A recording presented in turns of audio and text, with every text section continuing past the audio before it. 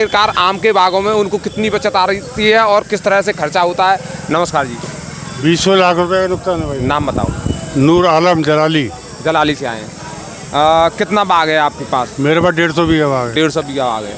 लेकिन आपके क्षेत्र में तो आम का बाग बहुत हुआ करता था एक समय। हमारे यहाँ बहुत हुआ करता था। ये आंधी और तूफान जो आ रहे हैं ना, हाँ, इसकी वजह से पेड़ सब गिर रहे हैं। पेड़ भी गिर रहे हैं। पेड़ भी गिर रहे हैं और आम भी नहीं रहा उस पे। अच्छा, जो किसानों को उम्मीदें होती हैं उस हिसाब से भाव भी नहीं मिल पाते हैं, पैदावार भाव नहीं मिल रहा। 8 रुपए का, 10 रुपए का, 12 रुपए का भाव मिल रहा है। क्या भाव मिल रहा है?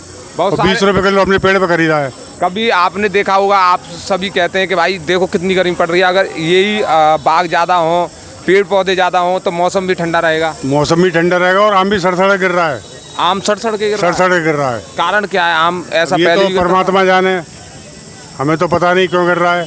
सड़ रहा है और गिर रहा है। था। दवाएं वगैरह कुछ लगाई हैं? दवा लगाई है बागों में, खूब लगाई है। लेकिन रुक रहा नहीं है। नहीं रुक रहा। अच्छा, ऐसी जो बाग में 7-7 स्प्रे हो गई हमारी। जो दिक्कत आज आप बता रहे हो, पहले भी ये दिक्कतें आती थी? ये पहले नहीं आती थी, लेकिन अब आ रही हैं। ये क्या क्लाइमेट चेंज, जो मौसम में परिवर्तन हो रहा है उसके कारण है? उससे ही हो रहा है। जो प्रदूषण बढ़ रहा है उससे जी हो रहा है जी ये जी, सब? उससे ही हो रहा है। अगर ऐसा ही रहा तो जो बचे कुचे बाग हैं वो कट जाएंगे, सब कट जाएंगे। वो भी खत्म हो जाएंगे। बिल्कुल खत्म हो जाएंगे। यानी जब प्रॉपर्ट नहीं होगी तो आदमी क्या करेगा फिर बताओ? अच्छा, 150 बीघे बाग में लगभग खर्चा कितना आ जाता है? 150 बीघे बाग में कम से कम आता है 50 लाख रुपए खर्चा आता है। 50 लाख रुपए। मजदूर का, तोड़ने वालों का, बीजने वालों का, दवाओं का, मालिक को देने का, सब खर्चे आते हैं। सब खर्चे आते हैं। 50 लाख रुपए। अच्छा, पैदावार की बात करें तो पैदावार तो इस साल है ही नहीं। अच्छा, तो ये तूफान ले गए। तूफान ले गए सब। 5-6 तूफान आए, 2 तो बहुत जबरदस्त आए थे, उसके बाद में हल्के हल्के आए थे, वो सब आम गिरा गए। अच्छा, आपके यहाँ आम की खेती हो रही है या फिर अमरूद वगैरह? वैसे अमरूद नहीं है, आम ही है हमारे यहाँ। तो ये तो 2 साल में एक बार अच्छी तरह से आता है। एक बार अच्छा आता है, एक बार गलत आता है। और उसमें भी अगर आंधी वगैरह ये तूफान आ जाए तो खत्म। तो वो खत्म। तो ये बहुत बड़ा रिस्क है। बहुत बड़ा रिस्क है, बहुत बड़े नुकसान है बाबा वालों को। तो इस बार की पैदावार क्या मान के चल रहे थे? कोई पैदावार नहीं है। पैदावार जो हुई तूफानों में चली गई। तूफान से पहले क्या सोच के चल रहे थे कि आपकी पैदावार अच्छी आएगी? हाँ, पैदावार अच्छी आएगी। कम से कम 20-22 रुपए किलो आम बिकेगा। दिखेगा। 10-12 रह गया। आज अलीगढ़ मंडी में आम लेकर आए हो, तो कच्चा आम लेकर आए थे? कैसा? कच्चा लेकर आए थे। हमारा 10 रुपए, 12 रुपए, 8 रुपए बिका है।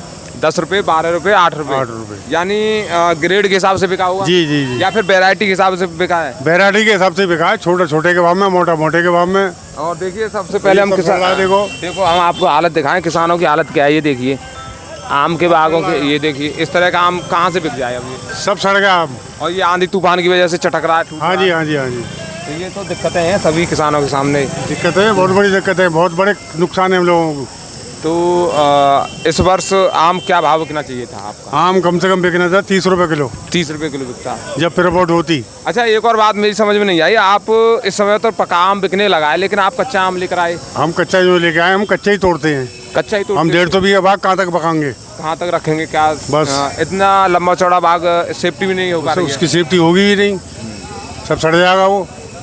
इसलिए हमारा राजस्थान माल जाता है। हाँ। अच्छा, अलीगढ़ भी आता है, तुम्हारा ग्वालियर भी जाता है, सभी जगह जाता है। बाहर की मंडियाँ भी आप करते हो? बाहर की करता हूँ, जोधपुर, जयपुर, अजमेर, ब्यावर, चारों तरफ जाता है। तो दोस्तों, अच्छा, बीकानेर भी यानी जाता बहुत सारी मंडियाँ, 10-15 मंडियाँ करते हो? हाँ, 10-15 मंडियाँ। 10-15 मंडियाँ। अच्छा, बाकी खेती कितने वर्षों से कर रहे थे? बाकी खेती में मेरा पूरा जीवन निकलेगा। अच्छा, पूरे जीवन से बाकी खेती करते हो? बचपन से करता हूँ। तो अब तो बाग हमारे अब्बा साथ में करते थे, अब्बा चले गए तो हम करते हैं अब। अच्छा, अब आगे के लिए करोगे नहीं करोगे क्या? कुछ विचार कम हो रहा है करने का। अब कम हो रहा है? हाँ। तो ये स्थिति है हमारे किसान भाइयों की। आम के किसान इस तरह से परेशान है क्योंकि उनको भाव नहीं मिल पा रहे हैं। लेकिन मार्केट में तो इतना महंगा आम मिलता है। जैसे मार्केट वाले किसी भाव बेचा डगल पे, हमारा इकट्ठे में जाता है। थोक बंदी में आपका इकट्ठे में जाता है? इकट्ठे में जाता है। 16, 17, 12, 14, 8। यानी कहीं ना कहीं बीच में तो गड़बड़ है। गड़बड़ है, बीच में गड़बड़ है। किसान को मिल नहीं पा रहा है और जो खरीदने वाला हम जैसा ग्राहक है उसको भी महंगा मिल रहा है। उसको महंगा मिल रहा है। तो इन सब बातों पर सरकार को भी ध्यान देना चाहिए। बाकी बहुत सारे लोग कहते हैं कि पेड़ बचाओ, पौधे बचाओ, प्रकृति बचाओ। जब हमारे किसान भाइयों को जो बागवानी की खेती करते हैं उनको सही भाव नहीं मिलेगा तो कैसे आप प्रकृति को बचा सकते हो? तो इस बारे में भी हमारी सरकारों को सोचना चाहिए, लोगों को सोचना चाहिए। किस तरह से मुआवजे की भी सोचनी चाहिए कि कुछ राहत सामग्री हमारे किसानों को दी जानी चाहिए जो बागवानी की खेती करते हैं। अगर उनको कोई सहायता सरकार दे सकती है तो बाघ बच सकते हैं। बच सकते हैं, सही बात है। और जब बाघ बचेंगे, प्रकृति बचेगी तो जीवन भी बचेगा। तो ऐसा ना हो कि विकास की दौड़ में हम कहीं आगे निकल जाएं और हमारा जीवन समाप्त हो जाए। तो हमारा वीडियो देखने के लिए बहुत बहुत धन्यवाद। नमस्कार।